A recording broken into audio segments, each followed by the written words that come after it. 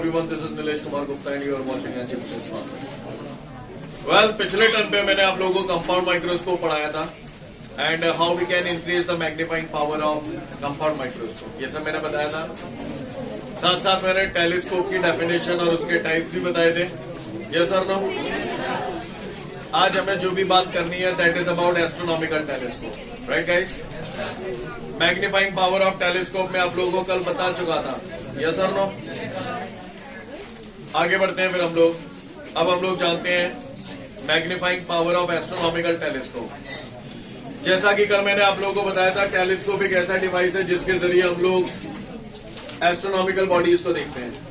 Telescope is a device with the help of which we can see the astronomical bodies. Yes और no?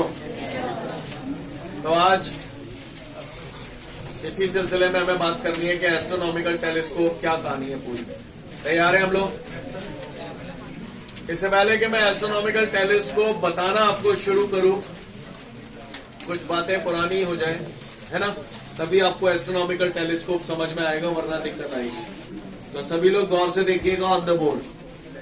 ये बात आप ज्यादातर लोग जानते हैं कि जो भी लाइट रे प्रिंसिपल एक्सिस के पैरेलल आती है, F2 से होकर जाती है। इधर देखिएगा सब लोग ध्यान से। आप सब लोग ये जानते हैं कि ये एक लेंस है, राइट गाइस? क्या है ये? लेंस।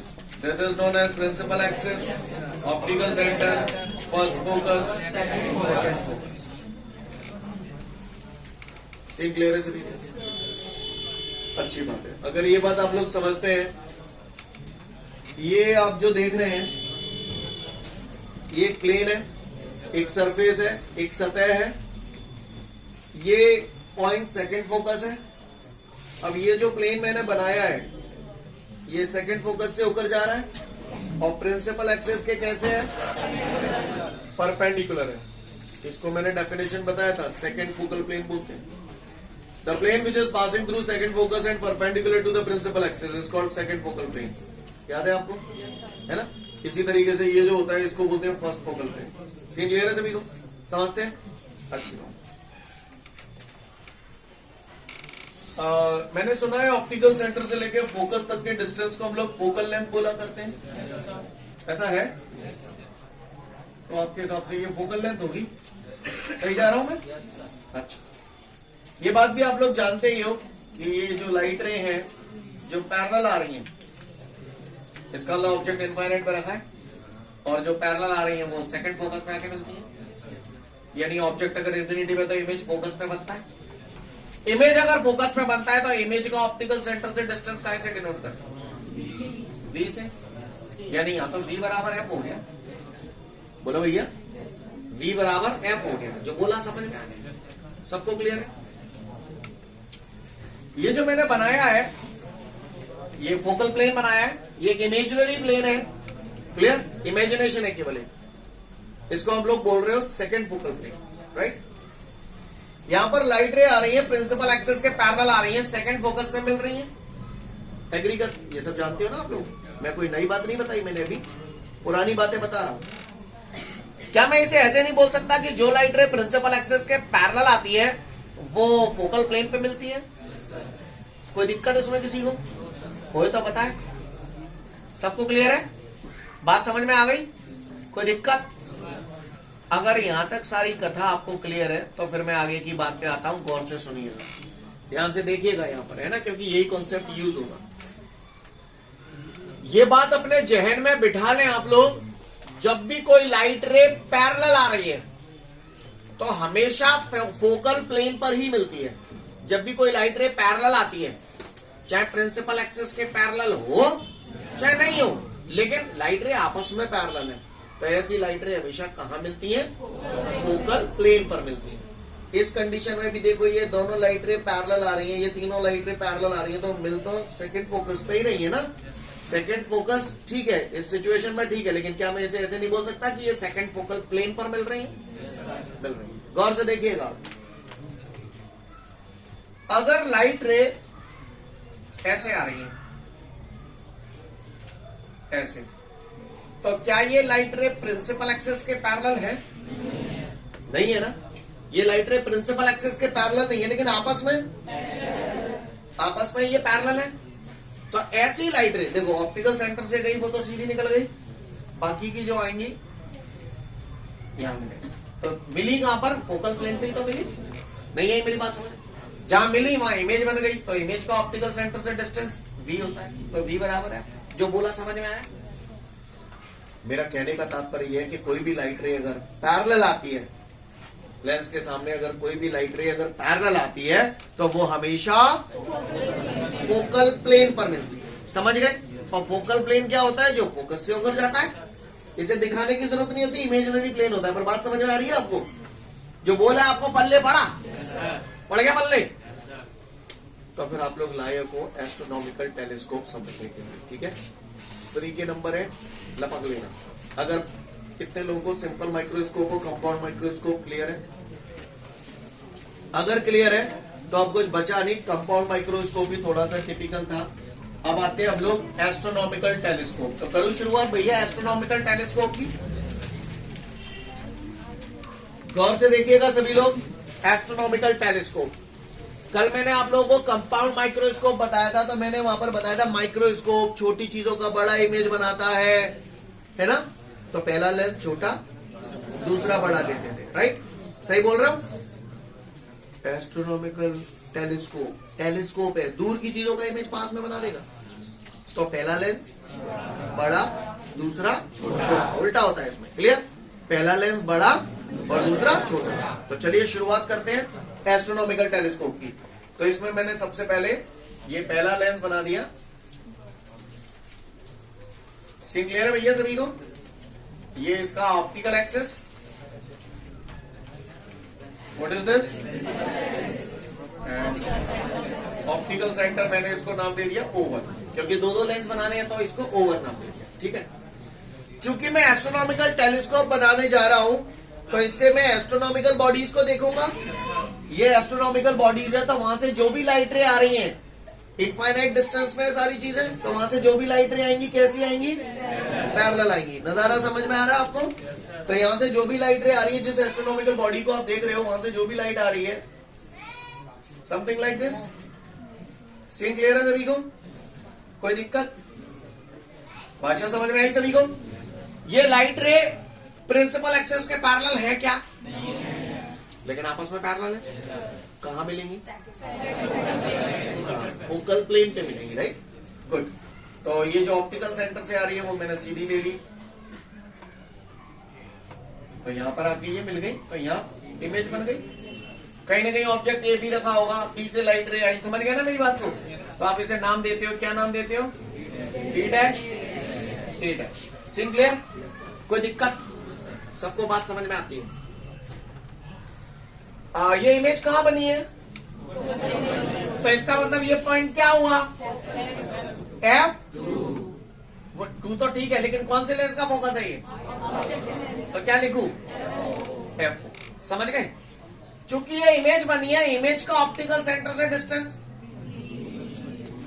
VO, और यही VO है और यही फोकल लेंथ होगी, तो बराबर वो क्लियर? ओके, सीन क्लियर है? कोई दिक्कत? चलो अच्छी बात, तो खत्म कहानी हो गया, अब कुछ बचा नहीं है। टेलीस्कोप पढ़ रहे, पहला लेंस बड़ा, दूसरा। अब आप ही बता दो, लेंस के सामने ऑब्जेक्ट कहां रखूं कि इमेज जयलंग बने? Optical centre of first focus के जो रोज कर रहे हैं, है ना? तो ये मैंने यहां पर अब दूसरा लेंस अड़ा दिया। क्या चढ़ा दिया? दूसरा लेंस चढ़ा दिया। इसका ऑप्टिकल सेंटर O2, बोलो भैया।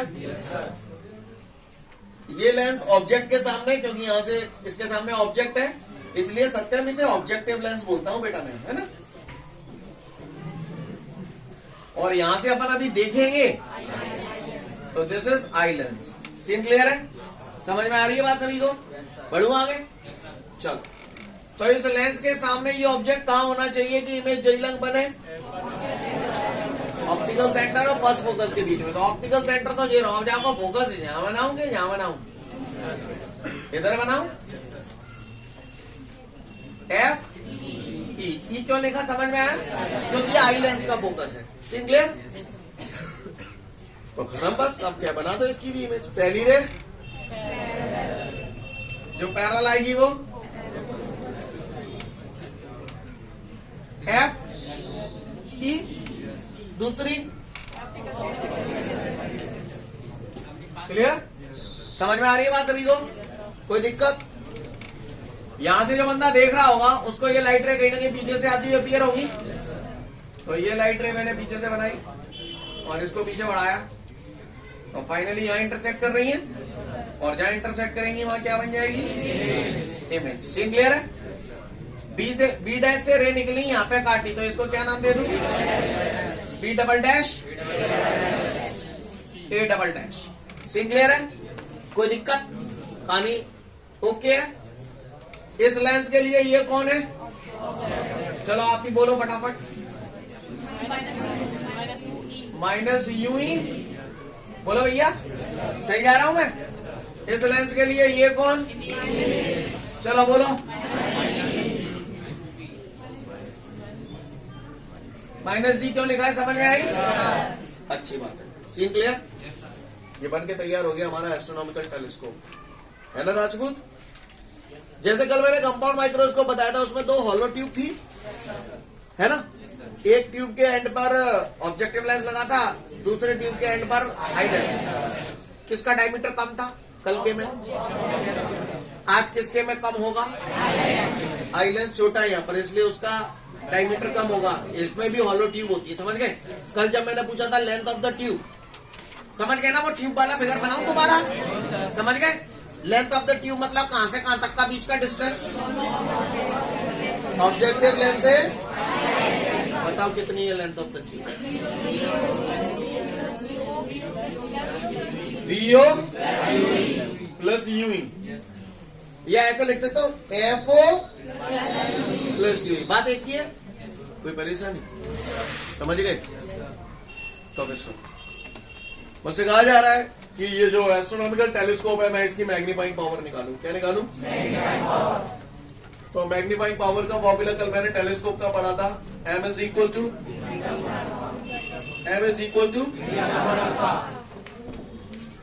तो m इज इक्वल टू मैंने लिखा बीटा अपॉन अल्फा। फिर वही बीटा और अल्फा बहुत छोटे हैं। सीन क्लियर है? वैसे बीटा क्या था? Visual angle made by the image, तो इमेज ये रही, समझ गए? बीटा कहां बनेगा अपने, है खुद देखो, यही देखा होगा आपने। अल्फा है visual angle made by the object. क्या में ऑब्जेक्ट कहां है? इनफाइनाइट में धरो है, बोलो। ऑब्जेक्ट इनफाइनाइट में रखा है, तो ये जो एंगल बनाया है यहाँ पर, ये अल्फा हो जाएगा।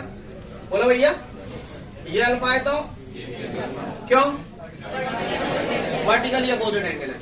माइंडेड यहाँ पर हल्का सा तिरछा सा दिख रहा है, ये सीधी आ रही है एक्चुअली, क्योंकि ऑप्टिकल सेंटर से जो जाती है विदाउट एनी डेविएशन पास होती है। तो ये अल्फा है, तो ये भी बात क्लियर है। चलूं आगे। तो हमारे सामने आ चुका है tan beta upon tan alpha. सुना है tan theta is equal to perpendicular upon base. आ जाओ, गौर से देखिएगा सब लोग। कितने लोग ऐसे हैं जिन्होंने सिंपल माइक्रोस्कोप और कंपाउंड माइक्रोस्कोप कर लिया है कि हाँ हम कर सकते हैं, हमने देखा है, कल घर पे प्रैक्टिस की है? ऐसे कितने लोग हैं? Raise your hand. जिन लोगों ने देखा है तो मैं उन्हें एक बात समझा रहा हूं, क्योंकि मेरी बात वही समझ पाएंगे, हर कोई नहीं समझ पाएगा। जिन लोगों ने प्रैक्टिस की थी उन्होंने ये महसूस किया होगा, यार ये tan बीटा में जब भी रखता हूं परपेंडिकुलर अपॉन बेस तो एक दिक्कत आती है। क्या? कि कौन सा ट्राइंगल लूं, है ना? कब हम को ट्राइंगल ले लेते, कब को ट्राइंगल ले लेते, बड़ी दांत है। सही बोला? ऐसा दर्द है किसी का? है। कोई बात नहीं, जुगाड़ बता रहा हूं। आपने सिंपल माइक्रोस्कोप देखा, जब आप इसे सॉल्व करते थे एक टर्म कट जाता था, कंपाउंड में भी कटा था, जितने टेलीस्कोप आगे कराऊंगा उन सब में भी कटेगा, ये श्योर है, ठीक है? तो जब भी आप फंस जाते हो तो घबराओ मत, tan बीटा मत लिखो, पहले tan अल्फा निकालो। चलो tan अल्फा निकालो, जहां में लगाओ tan अल्फा। अब जहां तो वो ट्राइंगल बना ही ना रहा हो, जहां बनना है लगाओ परपेंडिकुलर अपॉन बेस। बोलो क्या लिखूं? अल्फा यही तो बनना है, परपेंडिकुलर बोलो, a dash b dash, base A dash O1 या O1 ए डैश कुछ भी लिख दो। बोलो भैया, काउए को परेशानी हो तो बताए, नाने तो फिर सुने। अल्फा आएगा। अब बीटा, बीटा के लिए आपको दो ट्रायंगल नजर आ रहे हैं, एक तो जेब आ रहा हो और एक जेब आ रहा हो, पर तुम्हें ऐसा ट्रायंगल लेना ताकि एक स्टेप कट जाए। अब बोलो कौन सा लो, छोटा वारा बड़ा वारा, समझ गए? क्लियर? तो बोलो परपेंडिकुलर का लिखूं और बेस क्या लिखूं? ए डैश बी डैश अपॉन ए डैश, समझ गया ना? क्योंकि ये ट्राइंगल है, एंगल के सामने वाली साइड परपेंडिकुलर, यानी A dash B dash base हो गया आपका A dash O2। I hope you understand. एडे वेडे से एडे वेडे हट गए, तो एम बराबर क्या लिखूं? ए डैश O2 अपॉन ए डैश O1, है ना? नहीं, ये ऊपर पहुंच जाओ। ए डैश O1 अपॉन ए डैश O2, यहाँ तक किसी को कोई परेशानी? तो एम बराबर बताना जरा, ए डैश O1 कितना है?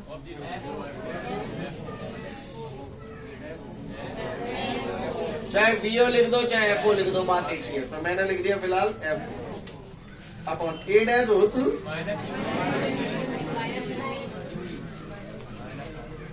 माइनस का U। नहीं है बस, ये हमारी आ गई मैग्नीफाइंग पावर। क्या आ गई? Magnifying power. अगर किसी पट्टे ने मुझसे पूछ लिया, अगर किसी ने हमसे पूछ लिया कि भैया यहाँ पर लेंथ ऑफ द ट्यूब कितनी है, लेंथ ऑफ द ट्यूब बताओ, तुमने क्या सवाल बताई? मेरा पागल से क्यों आता हूँ? लेंथ ऑफ द ट्यूब का मतलब ऑब्जेक्टिव लेंस से आई लेंस के बीच का डिस्टेंस। तो भैया यहाँ से यहाँ तक का डिस्टेंस ये रहा VO, और ये चुनचुनिया सा UE, तो VO प्लस UE नहीं आई। मैं अगर चाहूं तो इसे ऐसे भी लिख सकता हूं, VO बराबर FO है ना, FO प्लस UE नहीं है बात समझ। अच्छा, इसको मैंने इक्वेशन नंबर 1 नाम दे दिया। क्या नाम दे दिया? सीख ले रहे हैं तक? अब आगे आप ही कर लो। पहला केस कर रहा हूं, इन रिलैक्स स्टेट। अब तो आदत पड़ गई आपको, धीरे धीरे हाल कचूनी दी है उस करके तो UE बराबर, चलो करो दप्पा, बोलो।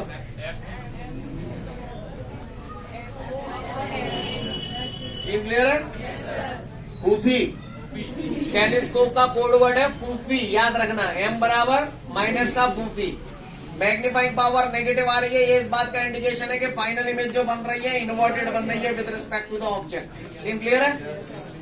फूफी है, नली की लंबाई, तो UE की जगह FE रखोगे।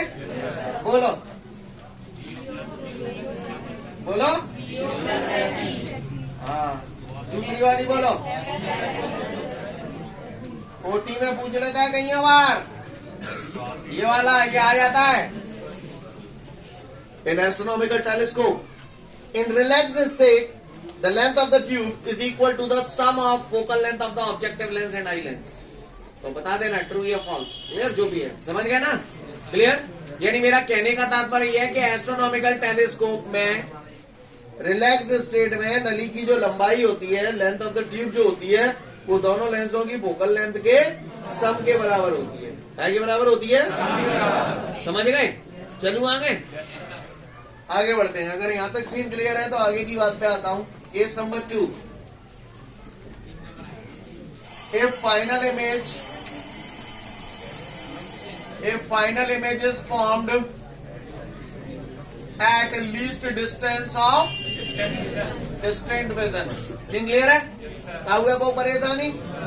तो भैया मैंने बचपन में पढ़ा था 1/f is equal to। Scene clear है? अब आप मुझे बताओ, फाइनल इमेज के लिए कौन सा लेंस जिम्मेदार है? Eye lens. तो 1/, फोकल लेंथ किसकी लूं? तो FE बराबर 1/V। V distance of the image, कितना है इसके लिए distance of the image? Minus D minus 1/U। U distance of the object, कितना है इसके लिए? Minus UE। माइनस के 1/D जालंग ले आऊंगा तो आप लोग एक बात नोटिस कर रहे हैं, रोज जैसो एक ही काम रिपीट है, रो भी माइनस। अब आगे तुम ही बोलो क्या करूं? पुट द वैल्यू ऑफ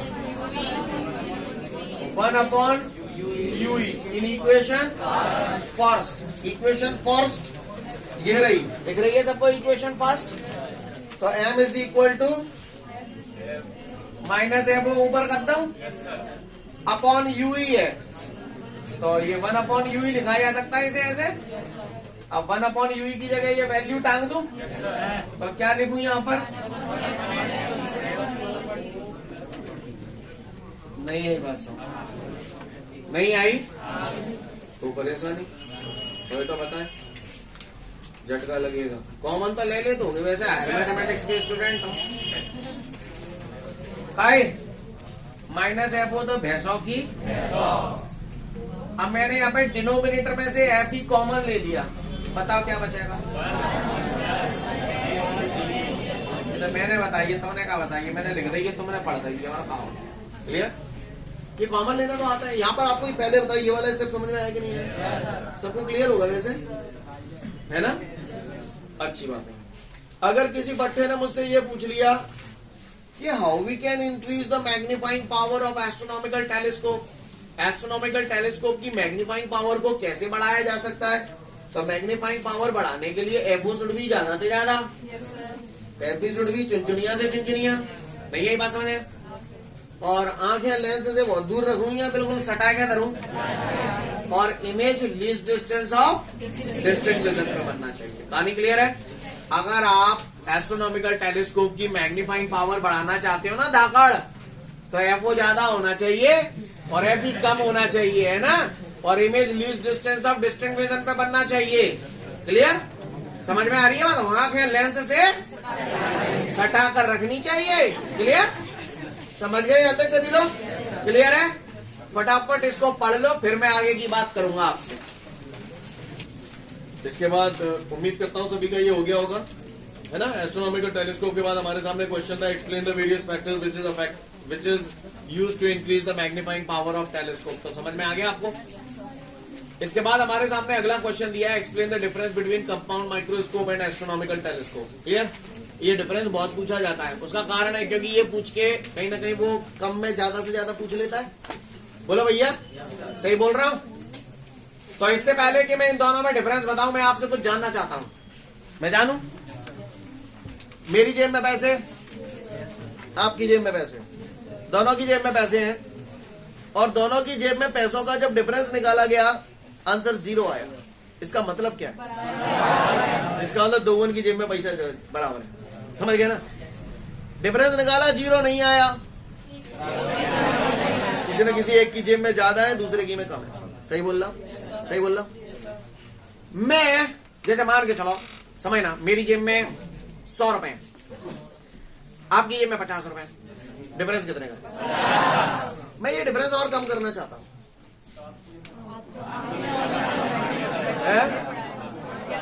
मेरी जेब में 100 है, आपकी जेब में 50 है, तो डिफरेंस 50 का आया। मैं ये डिफरेंस और कम करना चाहता हूं, क्या करूं? तो वहीं में बढ़ाना हूं, 80 कर दे। अब डिफरेंस कितने का हुआ? मुझे डिफरेंस और कम चाहिए, मुझे ना अच्छा लग रहा है ये डिफरेंस है। 90 कर दे तुम्हारी जेब में, मुझे और कम चाहिए डिफरेंस, वो और कम चाहिए। 99 दे दे मेरे तुम्हारी जेब में। चूतियों की तरह रिएक्ट ना करें, बात को समझने की कोशिश करें, वरना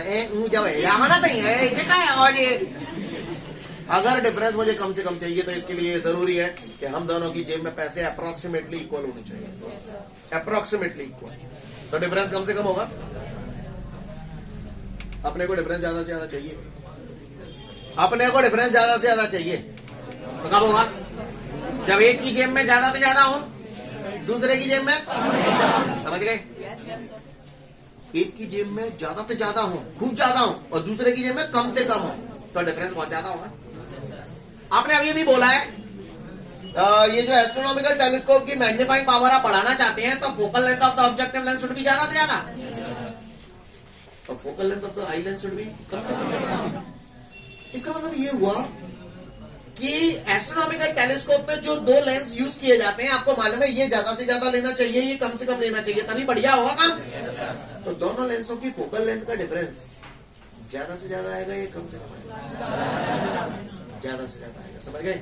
मेरा कहने का तात्पर्य है एस्ट्रोनॉमिकल टेलीस्कोप में जो ऑब्जेक्टिव लेंस और आई लेंस होती हैं उनकी फोकल लेंथ का जो डिफरेंस होता है वो ज्यादा से ज्यादा होता है, लेकिन माइक्रोस्कोप में ये डिफरेंस कम से कम होता है। समझ गए?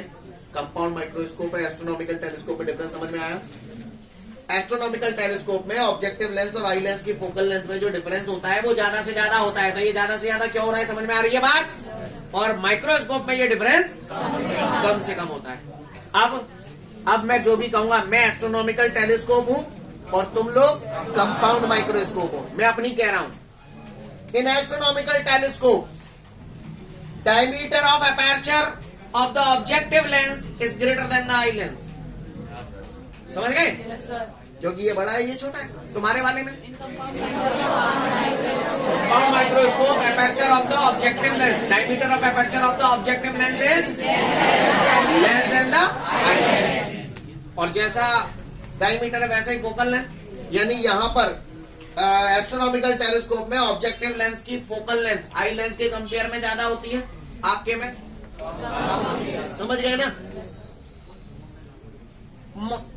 टेलीस्कोप एस्ट्रोनॉमिकल बॉडीज को देखता है।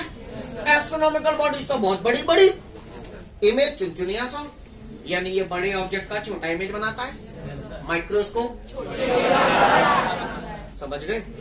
पढ़ लो डिफरेंस। ठीक है, तो फिर आज के लिए पर्याप्त, कल फिर मिलते हैं। Thank you everyone, have a great day to all of you guys. जय हिंद।